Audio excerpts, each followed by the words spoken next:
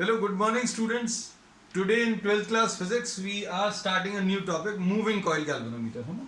तो डायग्राम बच्चों पहले से बना के रखा है जस्ट टू सेव टाइम, है ना. इसमें टाइम लगता है इसलिए ये पहले से कर दिया. तो मूविंग कॉइल गैल्वेनोमीटर है क्या? तो अब हम लोग इसमें ये कहते हैं कि मूविंग कॉइल गैल्वेनोमीटर एक डिवाइस है which is use to detect current. Current को डिटेक्ट करने के काम आता है, पहली चीज. दूसरी चीज, it can be used as a voltmeter and an ammeter. Voltmeter की तरह भी यूज कर सकते हैं, एमीटर की तरह भी यूज कर सकते हैं, इसलिए इसको एक अलग से नाम दे दिया गैल्वेनोमीटर, है ना. तो गैल्वेनोमीटर क्या है? It is a current detecting device. Current को डिटेक्ट करने के काम आता है. तो फिर अब इसमें अगली चीज क्या है? तो भाई ये कैसा करंट डिटेक्ट करता है? This can detect very small currents. This can detect very small currents of the order of से मिली एम्पियर्स एंड माइक्रो एम्पियर्स. ये इतने छोटे करंट्स को भी डिटेक्ट कर सकता है. तो भाई फिर अगली चीज ये आती है कि इतने छोटे करंट्स आते कहाँ हैं? कहीं पर आते हैं क्या? तो अभी हम लोग कहते हैं कि वैसे नॉर्मली जो सर्किट्स अभी हम लोग यूज करते हैं, nowhere we find such amount of current. लेकिन लैब्स में जो नल पॉइंट वाले मेथड्स हैं, नल पॉइंट वाले मेथड्स हैं, मतलब जो पोटेंशियोमीटर वाला है मेथड और मीटर ब्रिज वाला, उसमें गैल्वेनोमीटर का इस्तेमाल अभी हम लोग इसलिए करते हैं क्योंकि कहीं कहीं पर अभी हम लोग दो पॉइंट के पोटेंशियल्स को अगर आप इक्वेट कर रहे हो, जैसे अभी हम लोग ने स्लाइडिंग की को जगह जगह पर टच करा के नल पॉइंट ढूंढा था, और वो नल पॉइंट ढूंढने पर पोटेंशियल्स नियरली सेम आएंगे ऐसा बोला था. तो नल पॉइंट के आसपास में पोटेंशियल्स नियरली इक्वल होंगे. पोटेंशियल एकदम बराबर तो नहीं होंगे, पोटेंशियल नियरली इक्वल होंगे, और नियरली इक्वल होंगे तो मतलब बहुत small amount of current will flow, and that very small amount of current will be of the order of say microamperes, है ना. तो आप जितना ज्यादा स्मॉल करंट मेजरिंग या small current detecting device use करोगे उतना ज्यादा एक्यूरेटली आपको नल पॉइंट मिलेगा, है? तो अभी हमें तो ये समझ में आ गया कि गैल्वेनोमीटर अभी हम लोग क्यों यूज करते हैं. फिर अभी हम लोगों ने ये बता दिया कि this is a current detecting device, और ये कुछ मिली एम्पियर्स और माइक्रो एम्पियर्स का करंट डिटेक्ट कर सकता है. फिर उसके बाद इसको अभी हम लोगों ने this can be used as what? This can be used as ammeter also, and this can be used as voltmeter also. मतलब इसको अभी हम लोग यूज कर सकते हैं to measure the current. Detect current तो हो गया, डिटेक्ट करंट कर सकते, करंट को डिटेक्ट कर सकते, ये अभी हमने बता दिया. This can also be use to measure the current, है ना. तो करंट मेजरिंग डिवाइस भी जैसा भी यूज कर सकते हैं, और वोल्टेज भी इससे मेजर कर सकते हैं. तो इन दोनों में अभी हम लोग कहते हैं सम मॉडिफिकेशंस आर रिक्वायर्ड. आपको इस इंस्ट्रूमेंट में कुछ मॉडिफिकेशंस करने पड़ेंगे, और वो मॉडिफिकेशंस करके अभी हम लोग इसको यूज कर सकते हैं एज एमीटर एंड वोल्टमीटर. तो वो मॉडिफिकेशंस क्या है? Those we have discussed in a separate lecture. और वो लेक्चर में क्या है? Conversion of galvanometer into a ammeter and conversion of galvanometer into a voltmeter. ये शॉर्ट में अभी हम बता दें कि एमीटर की रिक्वायरमेंट अलग रहती है, वोल्टमीटर की रिक्वायरमेंट अलग रहती है. एमीटर की रिक्वायरमेंट क्या है? वो सीरीज में कनेक्ट करते हैं इसको. एमीटर को बच्चों हम लोग सीरीज में कनेक्ट करते हैं, इसलिए इसका रेजिस्टेंस वेरी वेरी स्मॉल होना चाहिए. और इसलिए गैल्वेनोमीटर में हम लोग उसको अगर एमीटर की तरह यूज करना है तो अभी हम लोग एक वेरी स्मॉल रेजिस्टेंस पैरेलल में कनेक्ट करते हैं, उसको हम अभी हम लोग शंट बोलते हैं. Shunt is connected in parallel.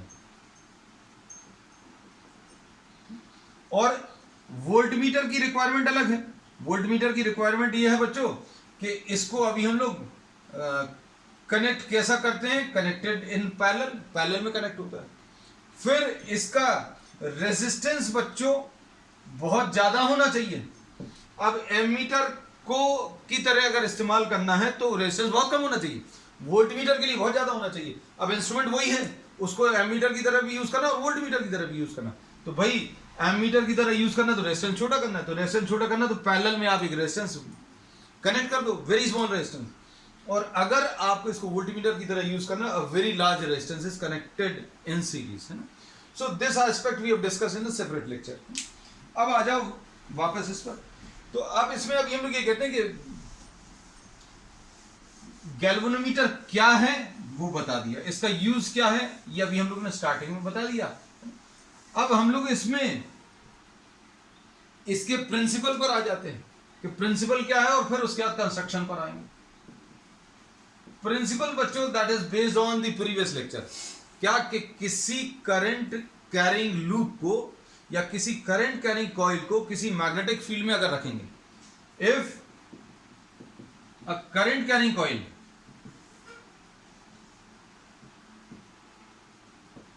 is placed in a magnetic field, then a torque acts on it. और टॉर्क की वैल्यू बच्चों कितनी आ जाती है? Torque is equal to N I A B sine theta. Torque is equal to N I A B sine theta. So this is the principle कि भाई आप किसी करंट कैरिंग लूप को किसी मैग्नेटिक फील्ड में रखोगे तो उसके ऊपर टॉर्क लगेगा. तो अब इसका यूज यहां पर कैसे है? तो भाई इसमें भी एक कॉइल है. ये ब्लू कलर की जो लाइंस अभी हम लोगों ने बताई हैं ये कॉइल है. इसमें अगर करंट पास करेंगे तो इसके ऊपर टॉर्क लगेगा. टॉर्क लगेगा मतलब रोटेट होगा. अब रोटेट होगा तो रोटेशन से रिलेटेड जो इफेक्ट है वो मेजर किया जा सकता है with the help of the pointer. Detail में अभी हम लोग आगे डिस्कस करेंगे, लेकिन प्रिंसिपल में जितना जरूरी है उतना बता देना कि भाई जैसे ही करंट पास करोगे टॉर्क आएगा. अब ये टॉर्क की वैल्यू जो है किसके ऊपर? करंट के ऊपर डिपेंड करेगी. करंट के ऊपर डिपेंड कर रही है. तो आप इसमें अगर ज्यादा करंट पास करेंगे, if larger current is passed then the torque will be larger. अगर आप करंट बढ़ाएंगे, अगर आपने इसको किसी ऐसे सर्किट में यूज किया जहां पर करंट ज्यादा है तो क्या होगा? टॉर्क ज्यादा आएगा. टॉर्क ज्यादा आएगा मतलब अभी हम लोग बोलेंगे ये ज्यादा रोटेट करेगा, तो इसमें थीटा भी चेंज होगा. तो कहने का मतलब है कि इस एक्सप्रेशन में दो वेरिएबल्स हैं. दो वेरिएबल्स क्या है कि आपने जैसे ही इस इंस्ट्रूमेंट में करंट पास किया या किसी करंट कैरिंग लूप में करंट पास किया तो क्या होगा? उसके ऊपर एक टॉर्क लगेगा. और टॉर्क के कारण बच्चों जैसे ये करंट ये मैग्नेटिक फील्ड है और मैग्नेटिक फील्ड में आपने ये करंट कैरिंग लूप ले लिया. करंट कैरिंग लूप बोला है लेकिन अभी हम इसको लाइन जैसा बना रहे हैं. तो ये अभी हमने पिछले लेक्चर में सारी चीजें क्लियर करी थी. ये करंट कैरिंग लूप है बच्चों. इधर करंट बाहर आ रहा है, इधर ऐसा जा रहा है, फिर अंदर की तरफ. सो this is a current carrying loop. इसको अगर आप किसी मैग्नेटिक फील्ड में रखोगे तो क्या होगा? इसके ऊपर टॉर्क लगेगा. और टॉर्क लगेगा तो ये रोटेट करेगा. रोटेट करेगा तो थीटा चेंज होगा, मतलब फिर से टॉर्क चेंज हो जाएगा. मतलब अभी हमें क्या करना है? किसी भी तरीके से कुछ एक ऐसा अरेंजमेंट करके साइन थीटा को खत्म करना है. और साइन थीटा को खत्म करना है मतलब साइन थीटा को आप 1 कर लो. मतलब अभी हम लोग क्या करने वाले हैं? थीटा को अभी हम लोग 90 बना लें किसी भी तरीके से. कैसे बनाएंगे वो अभी हम लोग इसमें डिस्कस करेंगे. थीटा की वैल्यू बच्चों कितनी कर लें? 90. थीटा की वैल्यू 90 का मतलब क्या है? Angle between area and magnetic field, area vector and magnetic field, इन दोनों के बीच में एंगल आप 90 कर लीजिए. 90 अगर आप कर लेंगे तो टॉर्क कितना आ जाएगा बच्चों? एन आई ए बी. अब हम लोग इसमें ये कह सकते हैं कि torque will now be proportional to i. मतलब जितना ज्यादा करंट पास करोगे उतना ज्यादा टॉर्क आएगा. ये आ तो इसमें भी रहा था, लेकिन जैसे जैसे करंट बढ़ा रहे थे वैसे वैसे टॉर्क बढ़ा रहा था. On increasing current torque increases and torque rotates the coil and theta changes. Theta change होगा तो टॉर्क फिर चेंज हो जाएगा. मतलब टॉर्क को चेंज करने वाले दो फैक्टर्स आ रहे थे. कौन सा? एक आई और एक थीटा. तो we have to finish one of this, है ना. तो इसके लिए एक स्पेशल टाइप का अरेंजमेंट करना है. कैसा स्पेशल टाइप का arrangement? A special type of arrangement in which the angle between area and magnetic field is always 90 degrees. तो बच्चों अब हम लोगों ने इसमें क्या किया? इसमें हम लोगों ने एक स्पेशल टाइप का अरेंजमेंट किया जिसमें अभी हमें रेडियल मैग्नेटिक फील्ड मिल रही है. और रेडियल मैग्नेटिक फील्ड के कारण थीटा की वैल्यू अभी हम लोगों को 90 मिलेगी, है ना? कैसे मिलेगी अभी हम इसमें बताएंगे। तो प्रिंसिपल में सिर्फ आपको इतना भर लिखना है कि if a current carrying coil is placed in a magnetic field, then a torque acts on it. और torque की value is given by NIAB sin theta. And for a radial magnetic field, theta is equal to 90 degrees. Therefore, the torque will be equal to NIAB. है ना? Radial field क्या है, अब हम लोग इसमें आगे डिस्कस करेंगे। अब आ जाते हैं इसमें कंस्ट्रक्शनल डिटेल्स में। तो सबसे पहले तो अभी हमने आपको ये बताया कि गैल्वेनोमीटर है क्या। तो galvanometer is a current detecting device, current को डिटेक्ट करता है। फिर इसको अभी हमने ये भी बताया कि this can be used as an ammeter, this can also be used as a voltmeter. Ammeter को की तरह भी यूज कर सकते हैं, वोल्टमीटर की तरह भी यूज कर सकते हैं, with some modifications. Some modifications are to be done, है ना? तो मॉडिफिकेशंस अभी हम लोग ऑलरेडी किसी प्रीवियस क्लास में डिस्कस कर चुके हैं। फिर अब प्रिंसिपल में, प्रिंसिपल क्या है, if a current carrying coil, ये पिछली क्लास में डिस्कस किया था। If a current carrying coil is placed in a magnetic field, then a torque acts on it. Torque की value NIAB sin theta है, and for a radial magnetic field, torque will be equal to NIAB. Theta नहीं आएगा। अब इसमें आ जाते हैं constructional details में। इसमें अभी हम लोग रेडियल मैग्नेटिक फील्ड का भी मतलब बताएंगे और रेडियल मैग्नेटिक फील्ड कैसे जनरेट करेंगे वो भी बताएंगे। तो रेडियल मैग्नेटिक फील्ड का मतलब तो बता दिया कि एक ऐसी फील्ड जिसके लिए angle between area and magnetic field 90 आने वाला है। तो अब देखो कंस्ट्रक्शनल डिटेल्स में,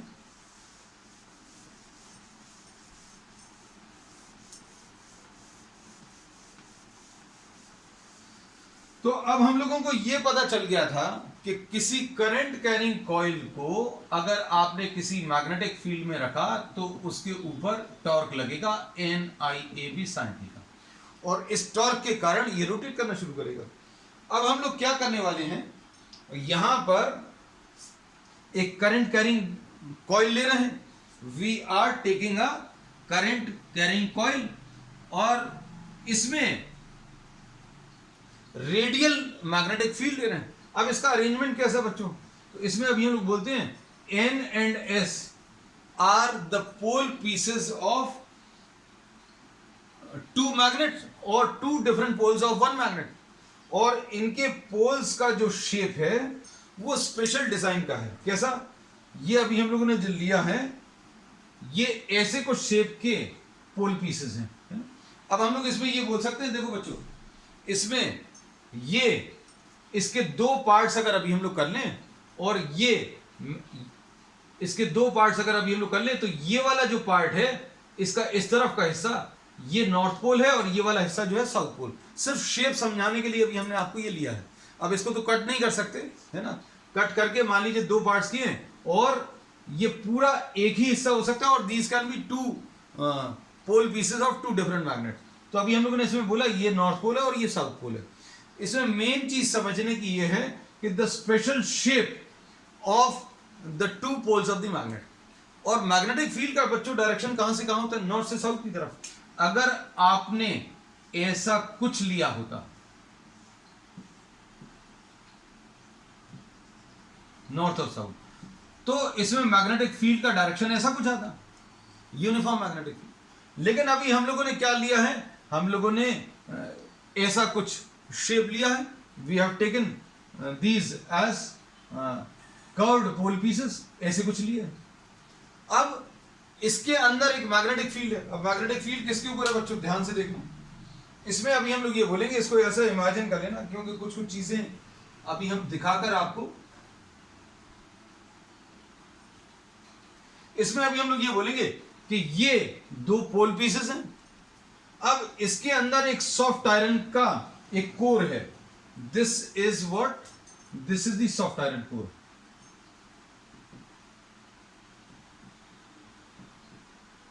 ये सिलिंड्रिकल शेप है।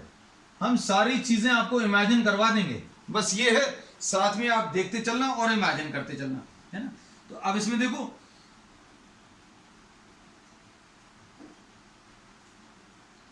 इसमें अभी हम लोगों ने बोला ये सिलिंड्रिकल, बीच में सॉफ्ट आयरन कोर है यहां पर। अब इसके ऊपर आपने कॉइल के टर्न्स लिए, इसके ऊपर ये ब्लू कलर के, ये देखो सिलिंड्रिकल कोर के ऊपर आपने ये कॉइल के टर्न्स लिए हुए, ठीक है। सो this is the cylindrical core, soft iron core, और इसमें अभी हम लोगों ने ऐसे कुछ टर्न्स लिए हैं कॉइल के। जो कॉइल अभी हम लोग यूज करने वाले हैं जिसमें करंट पास करेंगे वो इसके ऊपर वाइंड की हुई है। अब इसमें अभी हम लोग बोलेंगे this will be the plane of the coil, ये रहेगा बच्चों प्लेन ऑफ द कॉइल। अब बहुत सारी चीजें आपको इमेजिनेशन से आएंगी। ये देखो ब्लू वाली जो लाइंस हैं वो आपको टर्न्स बता रहे हैं। तो इसमें अभी हम लोगों ने बोला देयर आर मेनी टर्न्स। तो जिस जगह पर दिखाया हुआ तो ये बच्चों कॉइल है, रेक्टेंगुलर कॉइल, ये सिलिंड्रिकल कोर के ऊपर वाइंड की हुई है। अब ये सिलिंड्रिकल कोर के ऊपर क्यों वाइंड किया, इसके दो रीजन है। ये सिलिंड्रिकल सॉफ्ट आयरन कोर जो है ये ऐसा कुछ लेने की वजह से अंदर वाला ये ऐसा लिया और बाहर वाला ये ऐसा लिया। तो बच्चों मैग्नेटिक फील्ड लाइंस की एक टेंडेंसी होती है, दीज ओरिजिनेट और meet at any surface perpendicularly, perpendicularly मिलेंगे। तो भाई यहां से अगर फील्ड लाइंस निकली तो इधर से भी परपेंडिकुलर रहेंगी और इधर पे भी परपेंडिकुलर रहेंगी।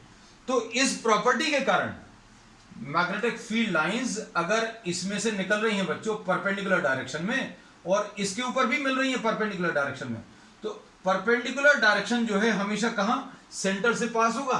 तो ये जो फील्ड लाइंस हैं ध्यान से देखना, ये वाली फील्ड लाइंस ऐसा लगेगा कि इसके सेंटर से पास होती हुई निकल रही हैं सभी जगह पर, इसलिए इसको रेडियल फील्ड बोलते हैं। क्योंकि ये फील्ड लाइंस जो हैं these are acting along the radius, along the radius या अलोंग द डायमीटर। ऐसा लग रहा है जैसे ये वाली field line along the radius और अलोंग द डायमीटर, क्योंकि सेंटर से पास हो रही है। और फील्ड लाइंस कहां से स्टार्ट होती हैं, नॉर्थ पोल से स्टार्ट होकर साउथ पोल की तरफ जाती हैं। Field lines always start from positive magnetic charge to negative magnetic charge. तो नॉर्थ पोल से स्टार्ट होकर साउथ पोल की तरफ जाती हैं और परपेंडिकुलरली स्टार्ट होती हैं। तो यहां से ये परपेंडिकुलरली स्टार्ट होंगी और इस सरफेस पर भी परपेंडिकुलरली मिलेंगी और यहां पर इसके ऊपर भी परपेंडिकुलरली यहां से जाएंगी। तो अब हम लोग इसमें ये बोलते हैं बच्चों, ध्यान से देखना, अब इस स्पेशल शेप के कारण ये देखो इससे परपेंडिकुलर है, इससे परपेंडिकुलर है, तो ये ऐसा लगेगा इधर भी इसके परपेंडिकुलर है और इधर इसके भी परपेंडिकुलर है। तो इस स्फेरिकल सरफेस के परपेंडिकुलर सेंटर से पास होगी, इस वाले सरफेस के परपेंडिकुलर तो सेंटर से पास होगी, इस वाले सरफेस के परपेंडिकुलर तो सेंटर से। So this line will appear to pass through the centre. तो ऐसी सारी फील्ड लाइंस जो हैं बच्चों, ऐसी सारी फील्ड लाइंस कहां से पास हो रही हैं, सेंटर से पास हो रही हैं। और सेंटर से पास हो रही हैं इसलिए इस फील्ड को, इस मैग्नेटिक फील्ड को अभी हम लोग क्या बोलते हैं, रेडियल फील्ड। अब सिलेंडर लेने के दो फायदे हैं। ये जो अभी हम लोगों ने बीच में लिया, अगर आप किसी और शेप का लेते बीच में तो क्या होता, तो अलोंग द रेडियस नहीं जाती क्योंकि इसके परपेंडिकुलर, अब यहां से निकली, यहां से निकली, यहां से परपेंडिकुलर आ रही हैं, इसके भी परपेंडिकुलर रहेंगी तो कुछ ऐसा बेंड होकर ऐसी कुछ हो जाती। तो आपको जो फील्ड लाइंस मिलती वो परपेंडिकुलर नहीं मिलती।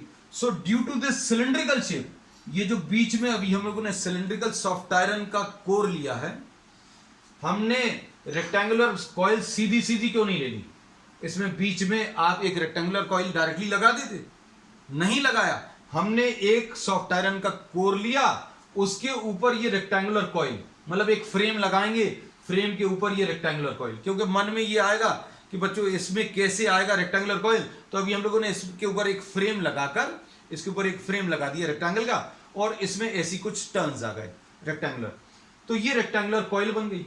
और ये सिलिंड्रिकल शेप होने के कारण, सिर्फ सिलिंड्रिकल शेप होने के कारण हम इसमें लिख दे रहे बच्चों क्योंकि इंपॉर्टेंट है।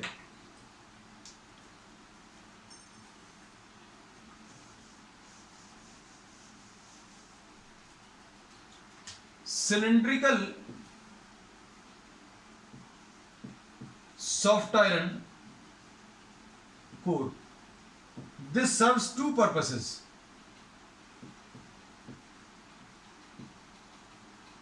पहला, it helps making the field radial. Radial field क्या है, अब धीरे धीरे अभी हम लोगों को पता चलता जा रहा है ना। और दूसरा, ये सॉफ्ट आयरन लेने की वजह से, due to soft iron, cylindrical shape लेने से क्या फायदा है ये पता चल गया। सिलेंड्रिकल शेप लेने से क्या फायदा है ये पता चल गया। सॉफ्ट आयरन का क्यों है, किसी और मटेरियल का क्यों नहीं? क्योंकि soft iron increases the strength of the field.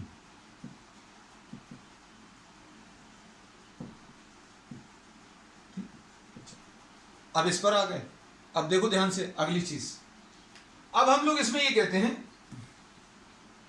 कि अब हमें ये थोड़ा थोड़ा कंस्ट्रक्शन अब समझ में आने लगा। क्या कि भाई ये दो पोल पीसेस हैं, ये नॉर्थ पोल और साउथ पोल, और इससे जो फील्ड लाइंस निकलेंगी, मैग्नेटिक फील्ड लाइंस, वो नॉर्थ से निकलकर साउथ की तरफ जाती हैं। इस चीज का यूज करना। और दूसरी चीज, ये परपेंडिकुलर टू द सरफेस रहती हैं। तो परपेंडिकुलर टू द सरफेस अगर रहेंगी तो इसके परपेंडिकुलर मतलब अलोंग द रेडियस। इसलिए ये मैग्नेटिक फील्ड लाइन जो है अभी हमने रेड कलर की बनाई। अब इसमें फायदा क्या है, इमेजिन करना। इमेजिनेशन के लिए अभी हम आपको ये रेक्टेंगुलर कॉइल ले रहे हैं। ये सपोज ये रेक्टेंगुलर कॉइल थोड़ी सी बड़ी हो गई,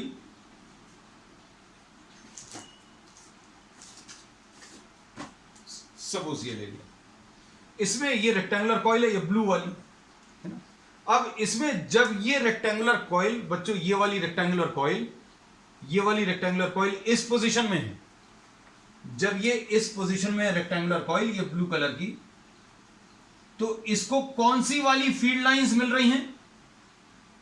जब ये इधर पर है तो इसको ये वाली फील्ड लाइन मिल रही है। देखो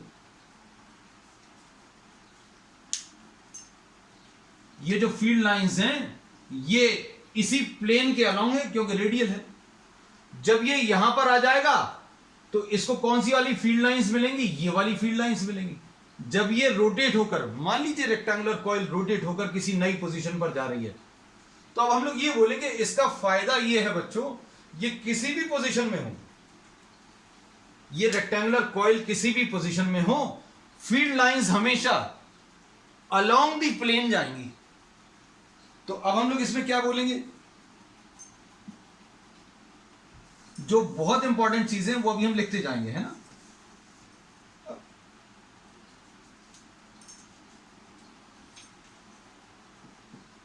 The advantage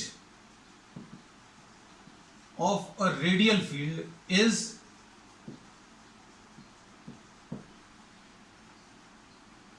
field lines, magnetic field lines are always along the plane of the coil. ये बहुत इंपॉर्टेंट चीज है, always along the plane of the coil. लेकिन अभी हम लोगों ने स्टार्टिंग में कुछ बोला था, 90 डिग्रीज कुछ बोला था, है ना। तो 90 डिग्रीज क्या होता है? अब बच्चों अगर फील्ड लाइंस, अब हम किसी एक पोजीशन के लिए ये डायग्राम बना देंगे, है ना। इसमें देखो फील्ड लाइंस ऐसी है, यही वाला, और कॉइल कैसी है? ये कॉइल बच्चों ऐसी कुछ है। अगर field lines along the plane of the coil है, अगर ये फील्ड लाइंस, ये देखना, ये रेड कलर की जो है वो फील्ड लाइंस है। फील्ड लाइन अगर प्लेन ऑफ द कॉइल के अलोंग अगर है तो क्या बोलेंगे? एरिया और मैग्नेटिक फील्ड। तो मैग्नेटिक फील्ड तो बच्चों ये है रेड कलर की। एरिया कैसा रहता है? तो एरिया बच्चों परपेंडिकुलर टू द प्लेन रहता है। अब परपेंडिकुलर यहां की तरफ होगा कि यहां की तरफ, it all depends on the direction of current. क्योंकि अभी उसमें अभी हम लोग right hand curl rule use करते कि भैया करंट अगर इसमें ऐसा कुछ फ्लो हो रहा है तो ऐसा कुछ आएगा एरिया का डायरेक्शन, और अगर ऐसा कुछ करंट फ्लो हो रहा है तो अभी हम लोग बोलेंगे एरिया का डायरेक्शन ऐसा कुछ आएगा। कहने का मतलब ये है, अगर फील्ड लाइन अगर इसको टच करती हुई निकल रही हैं हर एक पोजीशन में, इस पोजीशन में फील्ड लाइंस टच करती हुई निकल रही हैं, इस पोजीशन में आएंगे तो ये वाली फील्ड लाइंस इसको टच करती हुई निकलेगी। और फील्ड लाइंस अगर ऐसी हैं, magnetic field along the plane है, एरिया परपेंडिकुलर होता है, मैग्नेटिक फील्ड टच करती हुई निकल रही है और एरिया इस प्लेन ऑफ द कॉइल के परपेंडिकुलर रहेगा। तो अब हम लोगों को ये समझ में आ गया क्या कि थीटा की वैल्यू 90 डिग्रीज कैसे आती है। और थीटा की वैल्यू 90 डिग्रीज आने का रीजन पता चल गया कि magnetic field lines are always along the plane of the coil, है ना। तो अब इसमें क्या बोलेंगे बच्चों, फॉर एनी पोजीशन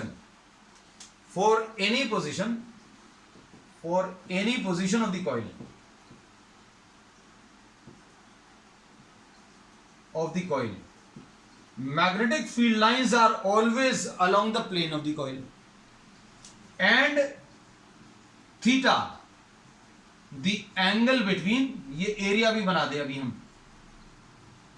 एरिया या तो ऐसा होगा या फिर एरिया ऐसा होगा। अभी आपको इसमें डाउट होगा एरिया ऐसा और ऐसा क्यों, कोई एक तो बताओ। तो अभी हम लोग बोलेंगे it depends on the direction of current, इसमें करंट कैसा फ्लो कर रहा है उसके ऊपर एरिया का डायरेक्शन डिपेंड करेगा। लेकिन ऐसा हो या फिर एरिया का डायरेक्शन ऐसा हो, फील्ड लाइंस रेड कलर की, एरिया इस कॉइल के परपेंडिकुलर, या तो इधर या फिर इधर, है ना। And theta angle between A and B is always 90।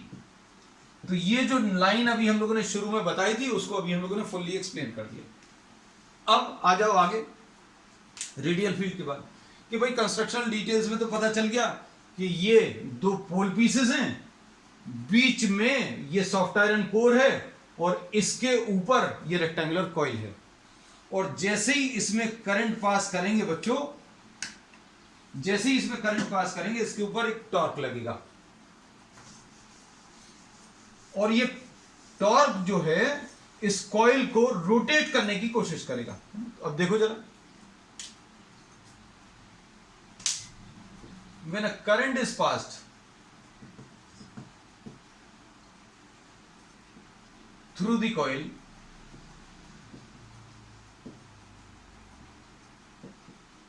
a torque, इसको अभी हम लोग बोलेंगे डिफ्लेक्टिंग टॉर्क, क्योंकि ये डिफ्लेक्ट करेगा एक्स ऑन इट। और ये टॉर्क की वैल्यू कितनी आ जाएगी, NIAB। NIAB साइन थीटा नहीं लिख रहे, क्यों नहीं लिख रहे, रीजन अब आपको पता चल गया है ना। क्यों, क्योंकि थीटा की वैल्यू 90 डिग्रीज है और साइन थीटा की वैल्यू 1 है, इसलिए NIAB। अब ये अगर टॉर्क लग रहा है तो ये तो घूमता ही चला जाएगा, तो क्या करना पड़ेगा बच्चों, इसमें ये जैसे ही इसमें करंट पास किया इसने रोटेट करना शुरू किया और रोटेशन चलता ही जाएगा। तो इसको रोकने के लिए यहां पर ऊपर अभी हम लोगों ने क्या किया, एक स्प्रिंग लगाई, ठीक है। So we are attaching springs, और अगर आपने स्प्रिंग्स लगा दी इसके एंड्स पर ऊपर, यहां पर जो अभी हमने दिखाई है SP, तो क्या होगा, ये घूमने की कोशिश करेगा और इसके रोटेशन के कारण जो स्प्रिंग है उसमें एक ट्विस्ट आएगा, मतलब स्प्रिंग जो है अपनी जगह से नॉर्मल पोजीशन से ट्विस्ट होगी, और ये ट्विस्ट जो है ये डिफ्लेक्शन को रोकने की कोशिश करेगा। तो मतलब अब दो चीजें आ जाएंगी, और दो चीजें आनी भी चाहिए कि भाई जैसे ही करंट पास किया तो ये घूमना शुरू करेगा, जैसे ही घूमना शुरू करेगा तो ये तो घूमता ही जाएगा। तो इसको रोकने के लिए अभी हम लोगों ने क्या किया, ऊपर एक स्प्रिंग लगा। तो अब इसमें क्या है, एक restoring torque in the spring, है ना। आपको सिर्फ समझाने के लिए इतनी सारी चीजें बताई हैं, बाकी एग्जामिनेशन में आपको सिर्फ उतना ही लिखना जितना अभी हम आपको बताते जा रहे हैं। अब इसमें ये रिस्टोरिंग टॉर्क जो है बच्चों, this is proportional to phi, this is proportional to what, phi. और फाई क्या है, phi is the angle of twist. Phi इसमें बच्चों क्या है, phi is the angular deflection. तो ये डिफ्लेक्टिंग हो गया, और restoring torque proportional to phi है। और इसमें हम लोग जो लिखेंगे रिस्टोरिंग टॉर्क बच्चों will be equal to K phi. Proportionality sign आपने हटाया और इसमें के आ जाएगा, और के इसमें जो है this is called the torsional constant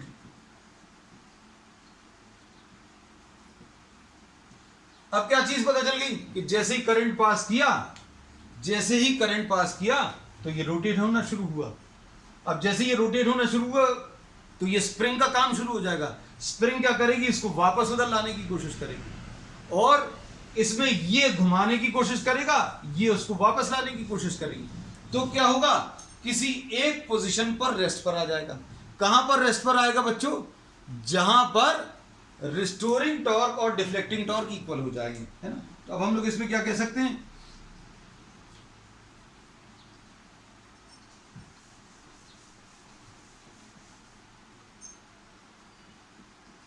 deflecting torque बच्चों क्या है, NIAB, और रिस्टोरिंग टॉर्क K फाई। अब इसमें करंट अगर ज्यादा होगा तो डिफ्लेक्टिंग टॉर्क ज्यादा आएगा, डिफ्लेक्टिंग टॉर्क ज्यादा आएगा तो ये ज्यादा घूमेगा, और ज्यादा घूमेगा, जितना घूमेगा, जैसे मान लीजिए ये यहां पर था, ये इतना घूमा तो फाई की कुछ वैल्यू आएगी, थोड़ा और घूमा, क्यों, क्योंकि डिफ्लेक्टिंग टॉर्क ज्यादा है। अच्छे से सुनना, जैसे जैसे डिफ्लेक्टिंग टॉर्क इंक्रीज होगा तो ये और ज्यादा घूमेगा, और ज्यादा घूमेगा मतलब फाई की वैल्यू बढ़ेगी। यहां पर फाई की वैल्यू थोड़ी सी है, अगर और घूम गया तो फाई की वैल्यू बढ़ जाएगी, और जैसे जैसे फाई की वैल्यू बढ़ेगी तो रिस्टोरिंग टॉर्क भी बढ़ेगा। और ये रेस्ट पर कहां पर आएगा, for equilibrium position.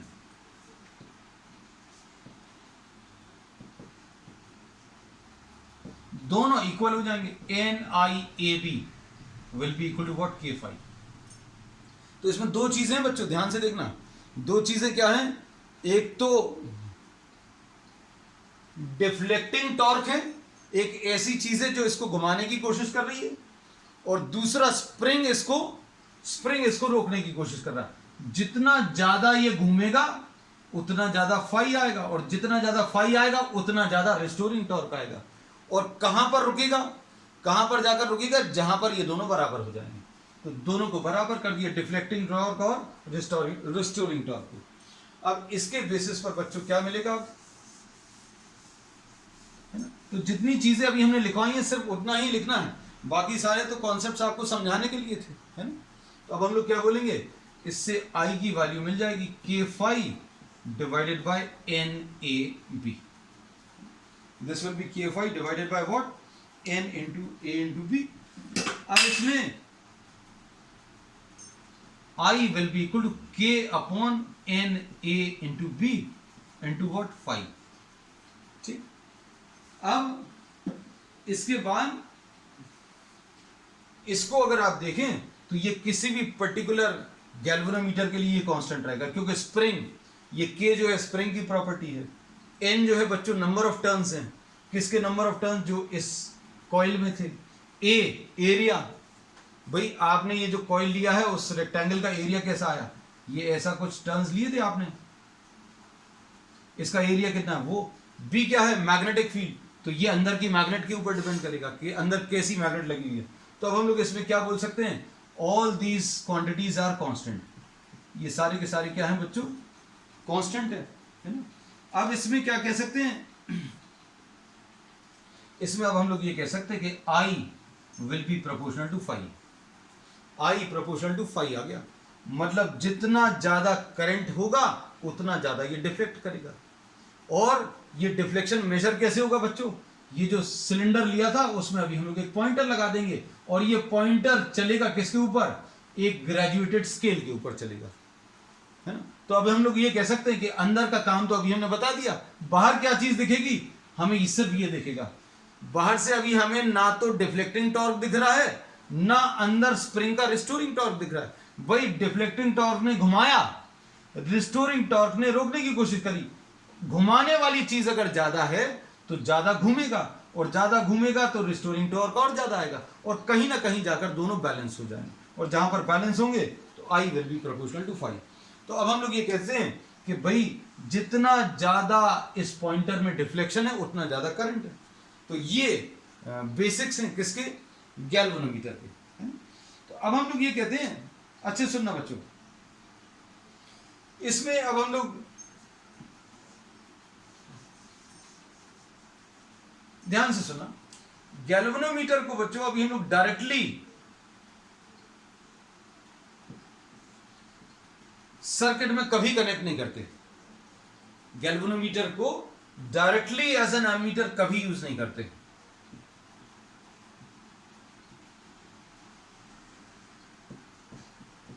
Never used. उसका रीजन क्या है? उसका रीजन ये है, दो रीजन है बच्चों, ध्यान से सुनना। पहला क्या कि ये गैल्वेनोमीटर जो है एक ऐसा डिवाइस है which gives a full scale deflection. बच्चों इसमें यहां कहीं पर सेंटर में 0 आता है, ठीक है, यहां पर मैक्सिमम और यहां पर भी मैक्सिमम।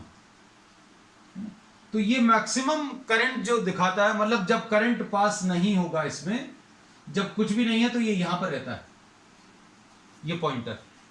और जब इसमें मैक्सिमम करंट आएगा तो ये डिफ्लेक्ट होकर यहां तक आ जाएगा। ऑपोजिट डायरेक्शन का मैक्सिमम करंट अगर आएगा तो ये यहां पर डिफ्लेक्ट होकर आ जाएगा। तो ये मैक्सिमम करंट देता है किसके लिए? Maximum deflection for some micro amperes. तो अगर आप नॉर्मली किसी सर्किट में यूज करोगे तो वहां पर अगर करंट कुछ मिली एम्पियर्स में भी अगर आ गया या 0.1 एम्पियर्स अगर आ गया तो इसके लिए तो करंट बहुत ज्यादा हो जाएगा। क्यों? क्योंकि ये मैक्सिमम करंट कितना ले पा रहा था, वो कुछ माइक्रो एम्पियर्स में था, है ना। तो अगर आप 0.1 एम्पियर्स पास कर दोगे तो क्या होगा? Due to excessive torque the instrument में गेट डैमेज्ड। पहली चीज है, तो इसको डायरेक्टली यूज नहीं करते। दूसरी चीज, इसका खुद का कुछ रेजिस्टेंस होता है, खुद का कुछ रेजिस्टेंस होता है। अगर आप इसको डायरेक्टली करंट मेजरिंग डिवाइस की तरह यूज करोगे तो ये सर्किट के रेजिस्टेंस को चेंज कर देगा, और सर्किट का रेजिस्टेंस अगर चेंज होगा मतलब सर्किट का करंट भी चेंज हो जाएगा। इसलिए अभी हम लोग इसको डायरेक्टली यूज नहीं करते हैं ना। तो ये कुछ क्वेश्चंस बनते हैं कॉन्सेप्चुअल टाइप के, और मेन कॉन्सेप्ट इसमें यही वाला है। अब इसमें एक चीज और आगे, क्या? Current sensitivity.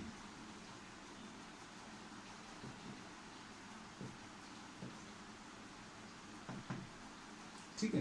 और दूसरा एक और चीज,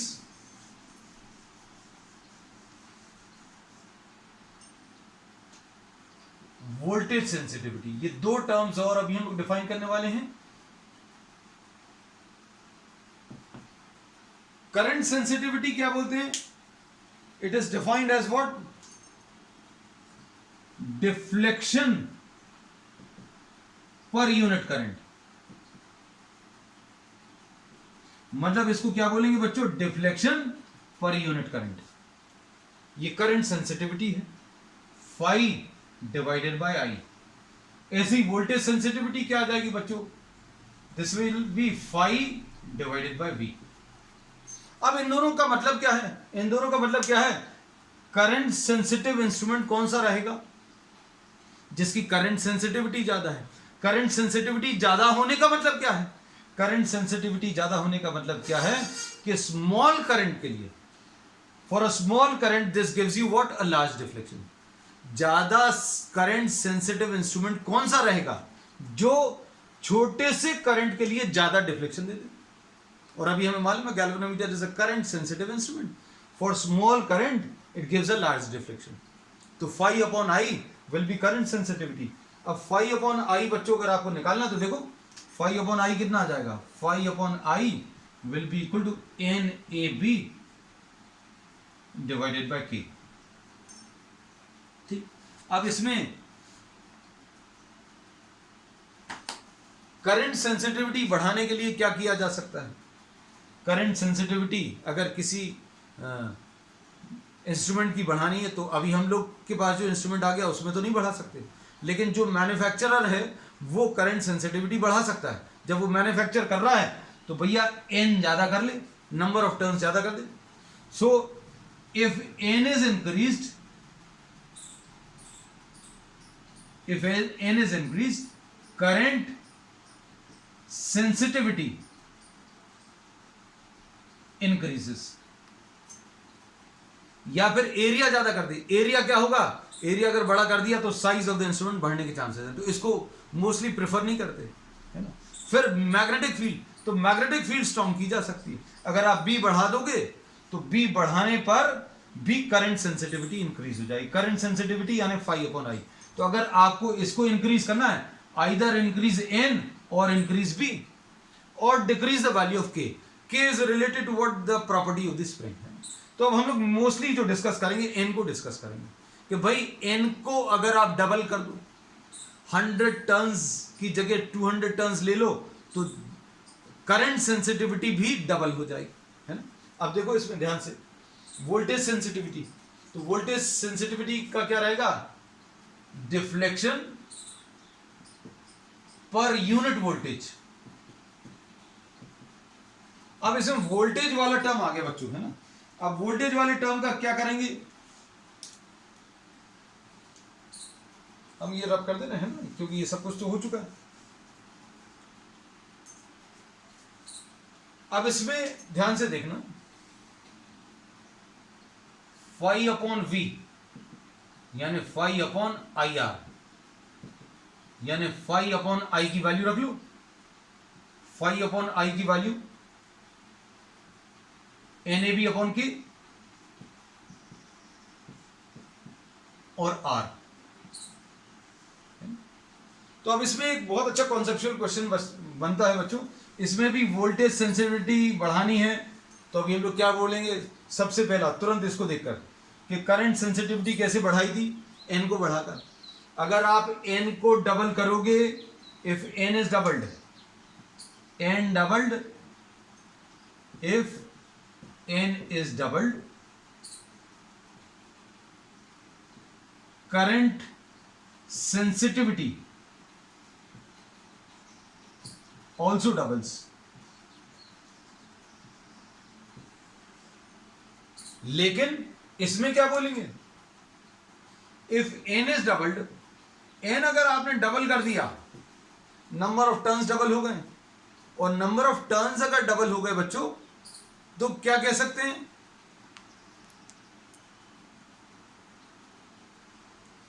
नंबर ऑफ टर्न्स अगर डबल हो जाएंगे मतलब क्या होगा, लेंथ भी इंक्रीज हो जाएगी। किसकी, कॉइल की लेंथ इंक्रीज होगी, और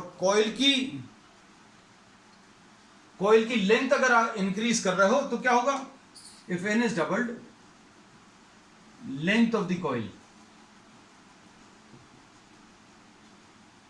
डबल्स। और रेजिस्टेंस किसके प्रोपोर्शनल होता है, रेजिस्टेंस एल के प्रोपोर्शनल होता है, therefore what happens, resistance also doubles.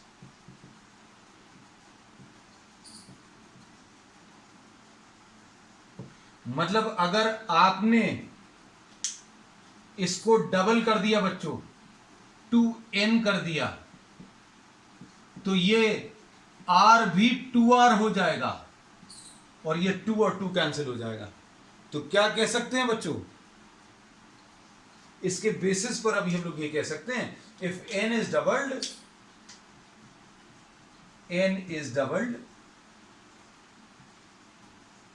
Then voltage sensitivity remain same. अब इसमें यह चीज जरूर कर सकते हो कि भैया अगर आपको वोल्टेज सेंसिटिविटी बढ़ानी है तो बी को अभी आप डबल कर सकते हो, लेकिन एन को डबल करने पर, if N is doubled, then current sensitivity doubles but voltage sensitivity remains same.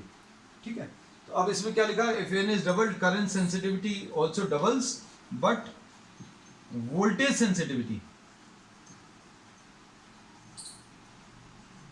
Remain same. अब सम अप करते हैं बच्चों लास्ट में, जो अभी हम हमेशा करते हैं, क्या है गैल्वेनोमीटर एक करंट मेजरिंग और डिटेक्टिंग डिवाइस है। इसको एमीटर और वोल्टमीटर दोनों की तरह यूज कर सकते हैं। ठीक है, और इसमें अभी हमने प्रिंसिपल में क्या कहा है, तो प्रिंसिपल में बच्चों किसी भी करंट कैरिंग कॉइल को किसी मैग्नेटिक फील्ड में रखेंगे तो उसके ऊपर टॉर्क लगेगा, और टॉर्क की वैल्यू NIAB sin थीटा होता है। लेकिन अभी हमने एक स्पेशल अरेंजमेंट किया जिसमें टॉर्क जो है क्या आ गया, NIAB आ गया, sin थीटा हट गया। किसके कारण हटा, एक रेडियल फील्ड, तो रेडियल फील्ड कैसे बनाई, ये दो ऐसे पोल पीसेस और बीच में अभी हम लोगों ने ये सॉफ्ट आयरन कोर और इसके ऊपर ये कॉइल्स के टर्न्स। तो इससे फायदा क्या हुआ, ये जो प्लेन ऑफ द कॉइल है this will always be along the field lines, field line के अलोंग रहेगा। फील्ड लाइन ऐसी है और प्लेन ऐसा है, प्लेन ऑफ द टर्न्स, ये plane of the turns, plane ऐसा है और मैग्नेटिक फील्ड लाइंस ऐसी। तो एरिया इसमें ऐसा या ऐसा हो सकता है। तो मतलब थीटा की वैल्यू हमेशा 90 रहेगी। तो टॉर्क की वैल्यू NIA भी आ गई। अब जैसे ही करंट पास करेंगे तो ये रोटेट होगा। अब रोटेट होगा तो रोटेशन को रोकने के लिए अभी हम लोगों ने क्या किया है बच्चों, इसमें ऊपर अभी हम लोगों ने क्या किया, एक स्प्रिंग लगा दी। तो एक चीज घुमाने की कोशिश करेगी और दूसरी चीज इसको रोकने की कोशिश करेगी। और ये कहां पर रेस्ट पर आएगा, जहां पर दोनों बराबर आ जाएंगे। तो NIAB जहां पर इक्वल टू KFI आ जाएगा वहां पर अभी हम लोग बोलेंगे इक्विलिब्रियम पोजीशन रहेगी। और इससे I की वैल्यू कितनी आ जाएगी, KFI अपॉन